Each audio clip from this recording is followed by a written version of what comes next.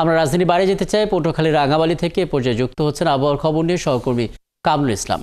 কামরুল, একটু বলবেন আসলে এর আগে আপনি আমাদেরকে জানাচ্ছিলেন সতর্ক সংকেত রয়েছে, এলাকায় নিচু অঞ্চলগুলো প্লাবিত হয়েছে এবং ভোগান্তি বেড়েছে, অনেকটা সময় পার হয়েছে, এখনকার পরিস্থিতি কি দেখছেন? জি রাকিব, এর আগের সংবাদে যেমনটি বলছিলাম যে সকাল থেকে কিন্তু কখনো মাঝারি কখনো হালকা বৃষ্টিপাত হচ্ছিল, তবে এই মুহূর্তে বৃষ্টি না থাকলেও আকাশ মেঘাচ্ছন্ন অবস্থায় রয়েছে। এবং যে সংবাদটি আগে জানিয়েছি যে নিচু যে এলাকা রয়েছে সে এলাকার বিশেষ করে আমনের মাঠ কোথাও কোথাও দেখেছি যে জলাবদ্ধ অবস্থায় রয়েছে। এছাড়া সার্বিক পরিস্থিতি, যদি সাগরের পরিস্থিতি বলি, যেহেতু 3 নম্বর সতর্ক সংকেত এখনো বহাল রাখা হয়েছে, যার কারণে নদ নদীর অবস্থা স্বাভাবিক থাকলেও সাগর এখনো কিছুটা উত্তাল রয়েছে বলে জেলেদের মাধ্যমে জানতে পেরেছি। এবং জেলেরা বলছেন যে তাদের অনেকেই কিন্তু উপকূলের কাছাকাছি ফিরে এসেছে বৈরী আবহাওয়ার কারণে এবং লঘুচাপ থাকার কারণে।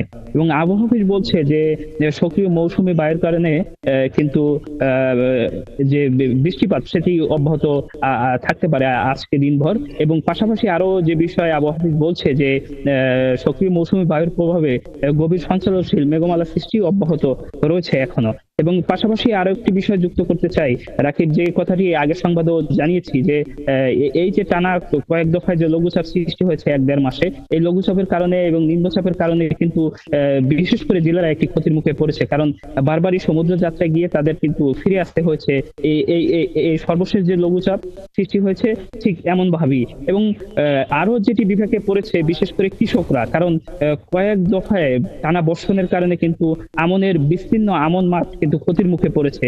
এখনো যে বৃষ্টিপাত হয়েছে এই আজ সকাল পর্যন্ত, এতে কিন্তু বিস্তীর্ণ যে আমনের মাঠ সেটি কিন্তু এই মুহূর্তে জলাবদ্ধ অবস্থায় রয়েছে। তবে বৃষ্টিপাত যদি না হয় পানি কমে যাবে, সেক্ষেত্রে ক্ষতির সংখ্যাটুকু কমে যাবে, এমনটি কিন্তু কৃষি বিভাগ থেকে আমাদের জানানো হয়েছে। এই ছিল রাঙামালী থেকে সর্বশেষ। অনেক ধন্যবাদ কামরুল ইসলাম। পটুয়াখালী রাঙামালী থেকে আবহাওয়া পরিস্থিতির খবর আমরা জেনে নিলাম আমাদের সহকর্মী কামরুল ইসলামের কাছ থেকে।